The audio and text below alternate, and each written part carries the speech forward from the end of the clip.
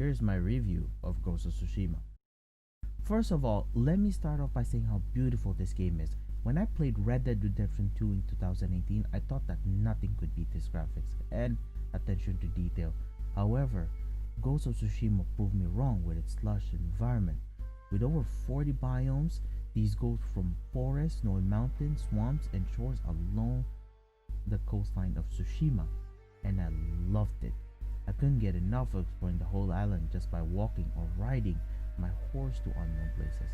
Composing haikus, discovering foxlands, and shrines are now my favorite pastime, and utilizing wind as a means of getting to point A to B is an amazing idea. Leaving you to your own devices and enjoying the splendid vistas in the music. Mwah! It's just, I cannot even find the words for it. What I can say is that it is a great accompaniment to the story and the world of Ghost of Tsushima. As much as the combat goes, I loved it too. Being a samurai in this Japanese landscape was a dream come true, and engaging enemies into a standoff made it more exhilarating to be one. One of the game mechanics that I found interesting is the resolve orbs. You can use this to heal yourself or to use an ultimate technique. The number of these orbs can be increased by chopping off a column of bamboos, which is a kind of mini-game on its own, or progressing with the story itself. Although you can be a samurai in this game, you can also become the additional rogue ninja. Using tools such as a kunai and smoke bombs, you can swiftly and safely dispose of your enemies. Be warned that being ghosts can be quite difficult, but I guess that you're up to the challenge if you are familiar with stealth games.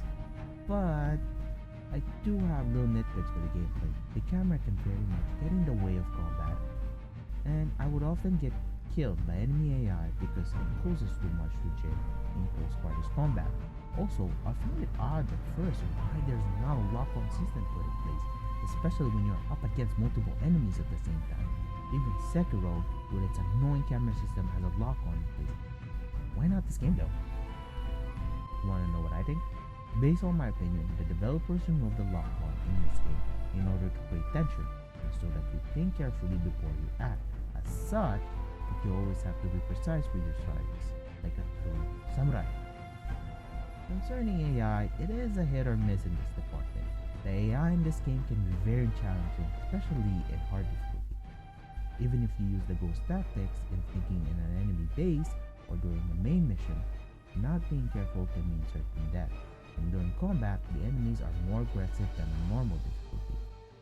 Ally AI, however, easily gets knocked out, so you always have to be on the lookout when a cluster of enemies launch their blades at them. Now, my main issue with the game is from the bugs that I've encountered during my gameplay. From jumping off a rooftop and assassinating a Mongol warrior, and considering how it would be impossible to do so from that angle, but when Jin during the standoff just flies away without killing an enemy and regaining all of his resolve, it can be funny and immersion breaking at the same time. What I failed to realize though before playing the game is that the graphics and performance are way over the top for this game. Hence my old PS4 could not take it and decided to close the game and the application immediately in some important moments. So I think that the game was designed with the PS4 Pro hardware. Story-wise, it is not the best that I witnessed from a video game. However, I found it interesting and engrossing enough to go forward with the story. As for the side quests, I found it quite entertaining and a lot of fun when engaging these. It will not only do the tail side quests consecutively, as it can be quite repetitive and is going to take the fun out of you, so try to balance it out with the main quest as well. Overall, Ghost of Tsushima did meet my expectation of the game. Not too easy or difficult like Sekiro or Nioh. The story and side quests was interesting. The difficulty in this game is in equilibrium. The PS4 era really ended on a high note with this PS4 exclusive, and I look forward to the games coming out of Sucker Punch Studios. If Sucker Punch does ride on this momentum and make another samurai game like Ghost of Tsushima, somewhere near the Sengoku era, the more reason I would purchase a PS5 coming this holiday season.